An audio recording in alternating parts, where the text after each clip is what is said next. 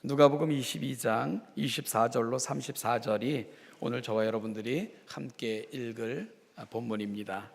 누가복음 22장 24절로 34절 말씀을 교독하는 방법으로 읽겠습니다. 또 그들 사이에 그중 누가 크냐 하는 다툼이 난지라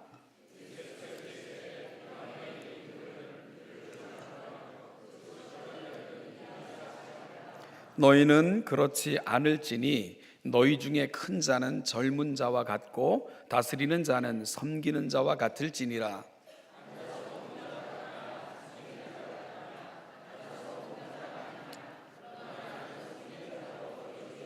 너희는 나의 모든 시험 중에 항상 나와 함께 한 자들인즉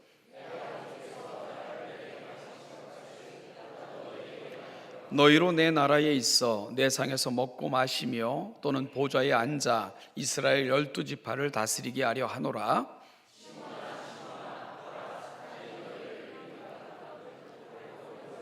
그러나 내가 너를 위하여 내 믿음이 떨어지지 않기를 기도하였노니 너는 돌이킨 후에 내 형제를 굳게 하라.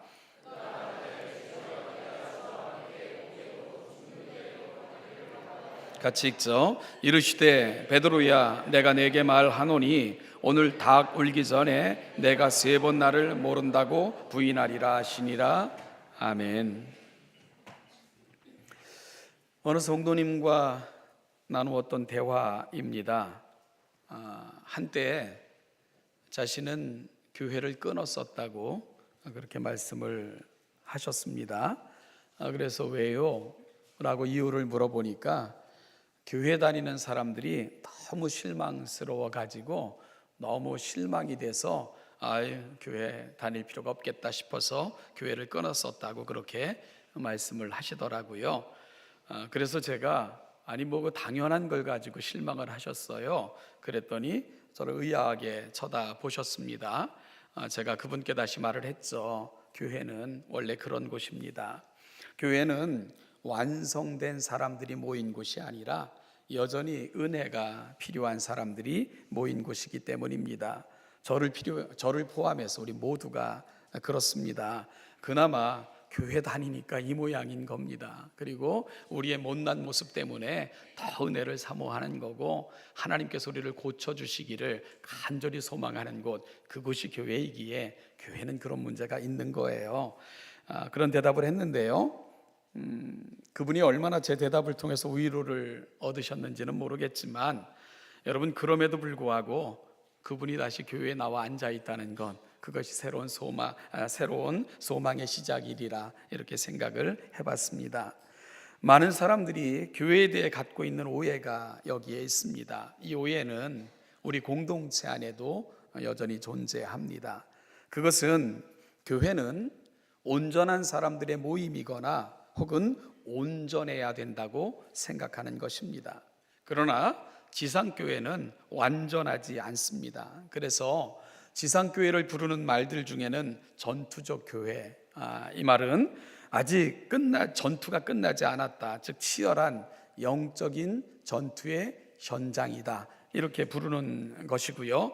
불완전한 교회라고도 부릅니다. 주님 앞에 설 때에 비로소 온전해진다는 개념에서 지상교회를 불완전한 교회라고도 부릅니다. 그런가 하면은 지상교회라는 말이 갖고 있는 의미는 여전히 최종 지점인 그 천상교회를 향해 순례자의 길을 걷고 있는 교회가 지상교회다, 이런 의미에서 지상교회라고도 부르는 것입니다. 교회는 구원을 받았지만 아직은 완성되지 않은 그 완성을 향해 나아가는 사람들을 의미합니다. 또한 아직도 교회라 이름 붙여진 건물을 드나들기는 하지만 아직도 구원에 이르지 못한, 그래서 구원이 필요한 자들이 포함되어져 있는 공동체가 또 교회라 불려지는 공동체이기도 합니다. 그래서 교회는 아직도 온전하지 못한 것이지요. 이 지점을 우리가 놓치면 안 된다는 것입니다. 따라서 누구의 연약함과 부족함은 비난받아 정죄받아 마땅할 바가 아니라 우리가 함께 보완하고 감싸 안아줘야 될 지점, 그것이 바로 교회를 향한 우리의 고백이어야 됩니다. 신약 성경은 27권으로 되어져 있습니다. 오늘 우리가 가진 성경은 문학적 구분에 의해서 분야별로 모아진 그러한 구조를 지니고 있지요. 여러분, 그중 가장 많은 권수와 분량을 차지하는 문학 분야는 서신서입니다. 편지라는 말이지요. 무려 신약 성경 27권 중에 적게는 21권, 그리고 많게는 22권이 여기에 해당이 됩니다. 로마서부터 요한계시록까지가 다 넓은 범주에서 서신서에 해당이 됩니다. 여러분, 신약 성경에 들어있는 서신서, 즉 편지들은 아무런 의도 없이 그저 단순히 안부를 묻거나 어떤 일상적인 소식을 전하고자 보내진 편지들이 결코 아닙니다. 특별한 시대를 특별한 정황 가운데 살아가는 이들에게 특별한 목적을 전달하고자 써서 보내진 편지들이 오늘 신약 성경에 포함되어져 있는 22권의 편지들이고요. 이와 같은 편지들은 특별한 목적을 이루고자 특별한 의도로 보내졌다는 것을 기억할 필요가 있습니다. 그러면 편지를 쓰게 한 그 특별한 정황이 무엇입니까? 바로 교회가 직면한 문제들입니다. 어떤 교회는 분열의 아픔이 있었고요, 어떤 교회는 이단의 위협에 놓여 순수한 복음을 잃어버린 교회들도 있었고요, 어떤 교회는 유력한 여인들과 또한 지도자급 되는 사람들의 싸움으로 인하여 혼란에 빠진 교회도 있었습니다. 어떤 교회는 높아지고자 하는 이들로 인하여 분파를 경험하기도 했고요, 또한 은사주의자들이나 율법주의를 여전히 고집하는 자들로 인하여 교리적 혼란도 초대교회 많은 교회들 속에는 내재되어져 있었습니다. 또한 어떤 특별한 편지는 개인의 필요를 채워주고자 쓰여진 편지도 있고요. 여러분, 신약 성경에서 가장 많은 부분을 차지하는 서신서는 바로 이런 교회가 당면하고 있는 혹은 직면했던 많은 문제들을 다루고 그 문제를 해결하고 또한 권면하고자 쓰여졌다는 것을 기억해 보면 현실 교회는 많은 문제들, 아픔 가운데 놓여져 있었고 여전히 놓여져 있음을 우리가 인식할 필요가 있다는 겁니다. 따라서 교회를 생각할 때, 그리고 교회를 사랑한다는 것은 문제가 없어서가 아닙니다. 늘 평안하고 평온한 가운데 진행되어지기 때문이 아닙니다. 나를 귀찮게 하거나 괴롭히는 사람들이 없는 평온한 상태이기 때문에 나는 교회를 사랑해, 그런 고백이 가당치 않다는 것입니다. 문제가 있고 때론 십자가처럼 여겨지는 사람들이 있다 해도 그럼에도 불구하고 주님께서 친히 핏값으로 세우신 유일한 기관이 교회이기에 우리는 교회를 사랑하는 것입니다. 여전히 많은 사람들 구원으로부터 멀리 떠나 있고 때로는 삶의 온전함으로부터 멀리 떠나 있는 사람들, 그들도 은혜가 필요하기에 주님은 이 땅에 교회를 세우시고 그 사명 감당하라고 저와 여러분들을 교회로 부르신 것입니다. 따라서 우리는 하나님의 은혜를 사모하고 은혜 가운데 살아야 될 뿐만 아니라 은혜가 필요한 자들에게 다가가야 되고 은혜가 필요한 사람들에게 은혜를 나누어 줘야 됩니다. 이것이 바로 교회를 생각하는 마음이고 교회를 사랑한다 고백하는 사람들이 가야 되는 자리입니다. 오늘 우리가 가슴에 담고 살아가는 교회를 향한 고백은 뭡니까? 사랑하는 여러분, 내게 기분이 좋을 때, 내가 위로가 될 때만, 그런가 하면 내 마음을 흡족하게 할 때만 우리는 교회를 사랑하고 살아갑니까? 그렇다면 오늘 우리가 말씀을 통해서 다시 한번 교회를 향한 고백들을 확인하고 가슴에 담는 그런 시간이 되어야 될 것입니다. 주님께서 마지막까지 보여주셨던 그 모습을 가슴에 담고 우리가 담아야 되는 교회를 향한 고백은 무엇이어야 되며 오늘 교회 앞에 나는 어떤 고백을 담고 안고 살아가야 되는가, 오늘 이 아침 말씀을 나누는 가운데 저와 여러분들의 고민이 되고 저와 여러분들이 깨달음이 되고 저와 여러분들이 붙들고 살아가야 될 삶의 귀한 고백이 될 수 있기를 간절히 소망합니다. 오늘 함께 읽은 본문도 여러분 아주 암울한 그런 보고로 시작되고 있는데요, 왜냐하면 제자들의 다툼으로 시작되고 있기 때문입니다. 오늘 본문에서는 무엇을 갖고 제자들이 다투고 있습니까? 누가 크냐, 하는 문제였습니다. 이 말은 누가 더 위대한가, 누가 더 존귀한 자들인가에 대한 싸움인 것을 알게 됩니다. 여러분, 이 다툼이 참으로 심각한 것은, 물론 이런 다툼들 왜 없겠어요? 있을 수 있죠. 그런데요, 이 다툼이 참으로 심각해 보이는 것은 앞선 본문에서 주님은 성만찬을 진행하시는 중에 보라, 나를 파는 자의 손이 나와 함께 있도다 하고 선언하셨습니다. 그러자 이 말을 들은 제자들은 우리 중에서 이 일을 행할 자가 누구인가 라고 의아해하며 서로의 눈치를 보고 있었던 형편을 우리가 지난주 말씀을 통해 확인할 수 있었거든요. 그러니까 21절에서는 배신이, 그리고 여기서는 서열, 다툼이 일고 있는 것입니다.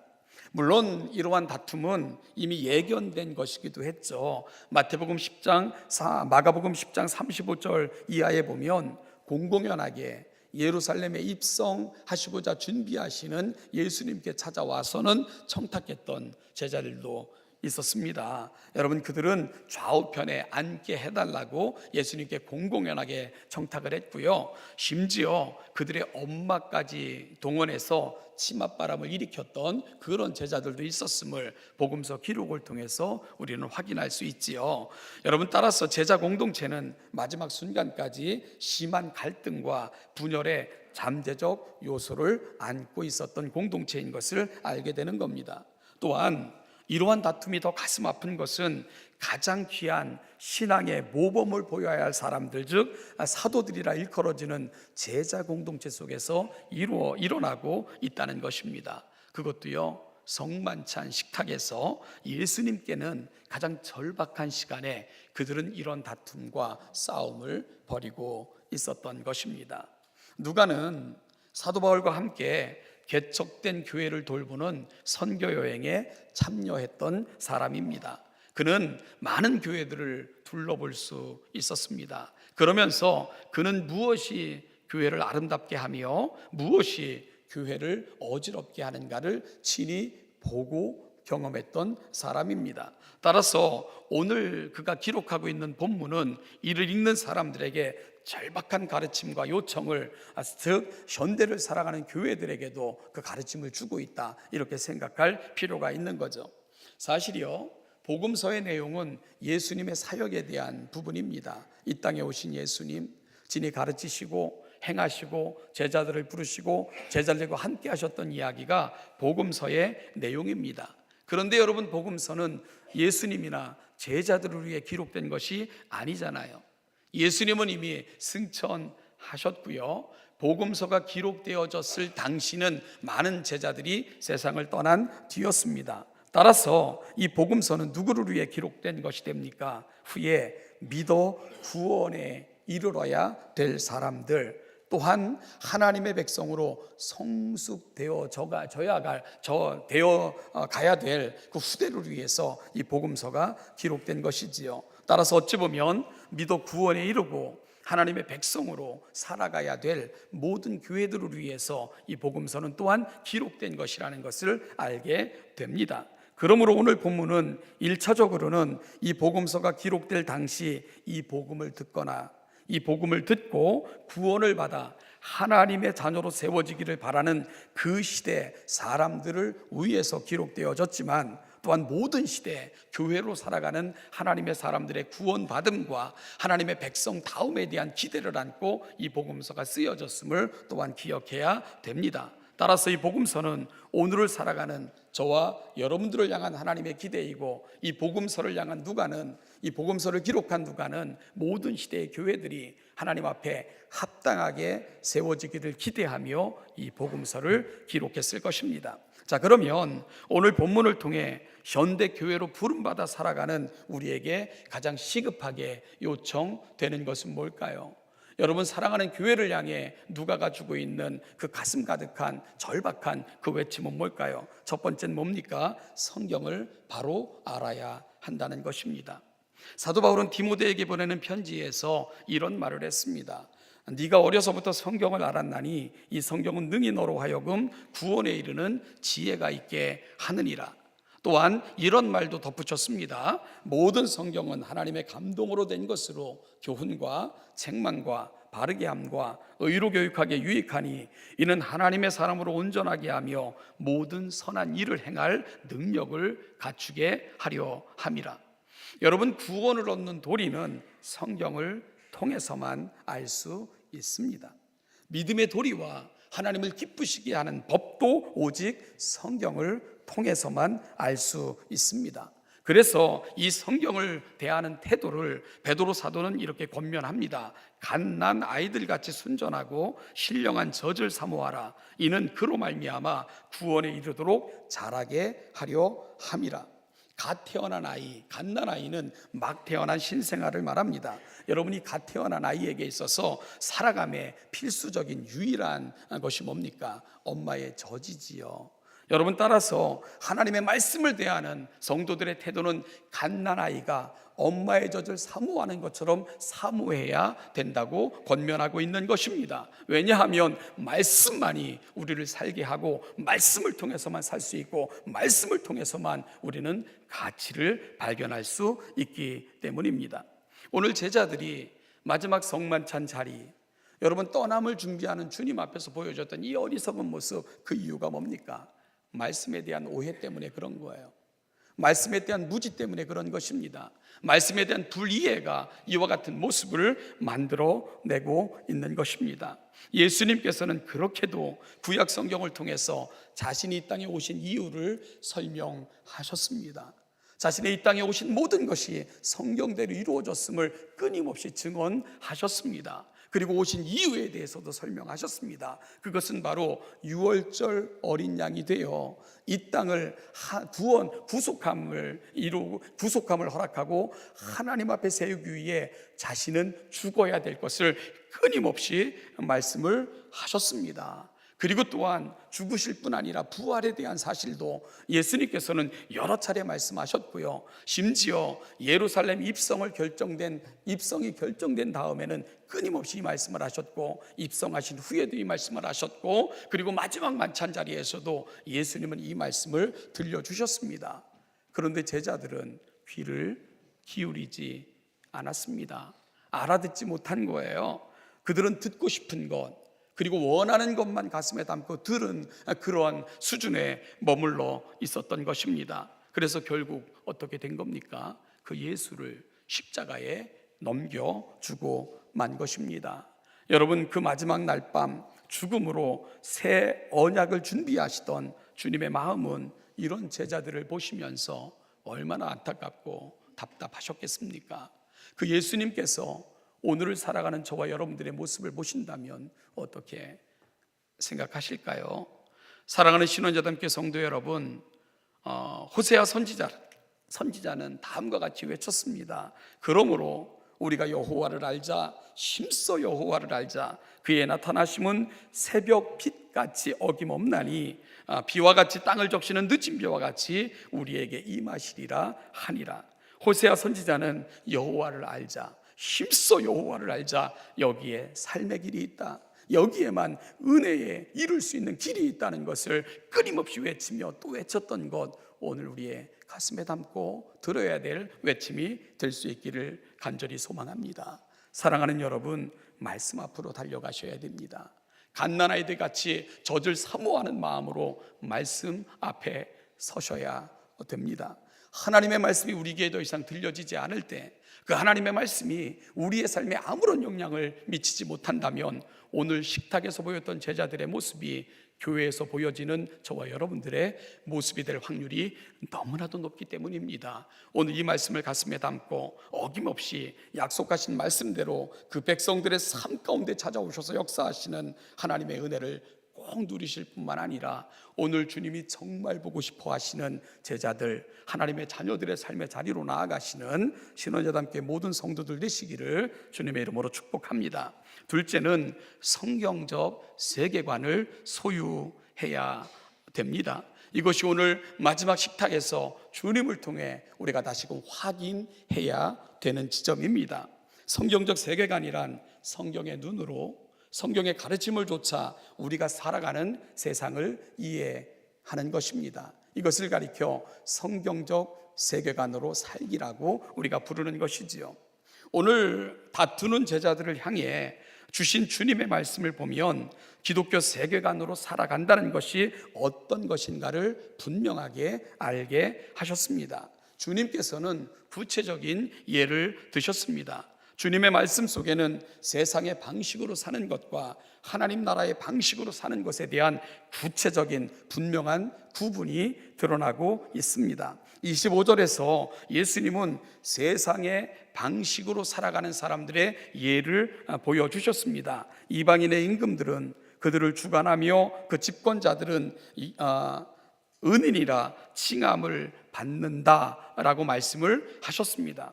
여러분, 25절 말씀에서 이방인의 임금들은 그들을 주관한다. 여기서 주관한다는 말은 위에서 군림하고 지배한다, 그런 뜻을 가지고 있습니다. 그리고 은인이라 칭함을 받는다는 말은 그 당시 헬라 문화권 속에서 이건 존칭어로 쓰인 말입니다. 따라서 이 은인이라는 말은 헬레니즘 세계 지배자들에게 쓰인 고정된 별명이었습니다. 그러니까 높은 사람들을 가리켜 은인이라 이렇게 일컫는 개념이었던 것이지요.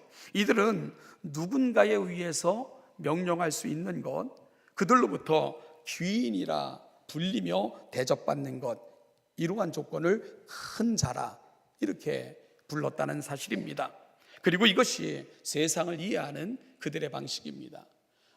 누군가 위에 군림하며 말 한마디면 그들이 순종하고 말 한마디면 복종하고 가라 하면 가고 오라 하면 오고 사람들은 그를 향해서 머리를 굽히고 그를 향해서 은인이라 일컫고 이런 것들을 큰 자의 조건으로 세상은 이해를 했다는 것입니다. 여러분, 요즘 우리가 살아가는 세상에서 가장 비참한 말이 뭘까? 이 땅을 살아갈 때에 이 사회를 가장 비참하게 만드는 말 중에 하나가 갑질이라는 말일 것입니다. 이 말을 위키피디아에서 이렇게 정의하고 있어요. 갑질은 계약 권리상 쌍방을 뜻하는 갑을 관계에서 상대적으로 우위에 있는 갑의 특정한 행동을 폄하해 일컫는 질이라는 전미사를 붙여 부정적인 어감이 강조된 신조어로 2013년 이후 대한민국 인터넷에 등장한 신조어이다. 상대적으로 우위에 있는 자가 우월한 신분, 지위, 직급, 위치 등을 이용하여 상대방에게 오만 무례하게 행동하거나 이래라 저래라 하며 제멋대로 구는 행동을 말한다. 갑질의 범주에는 육체적, 정신적 폭력, 언어폭력, 괴롭히는 환경 조장 등이 해당된다. 이렇게 정의를 하고 있습니다. 여러분, 이 갑질이 왜 벌어집니까? 왜 세계에서 유일하게 이 갑질이라는 말이 통용되는 나라가 대한민국이 돼버렸습니까? 그렇게 많은 기독교인들이 있다고 하는 이 땅이 가장 처참한, 가장 비인간적인 이런 말들이 통용되는 사회가 왜 됐습니까? 잘못된 세계관이 빚어낸 참사입니다. 그리고 더 비참한 것은 이러한 이상한 행동을 하는 부류 중에는 크리스찬이라 불려지는 이들도 전혀 예외가 아니라는 사실이 우리를 더 슬프게 하는 거죠. 이러한 이해에 대해서 주님께서는 뭐라고 말씀하십니까? 이 부분은 우리가 같이 읽어야 됩니다. 26절, 27절을 우리가 같이 한 목소리로 읽겠습니다. 시작. 너희는 그렇지 않을지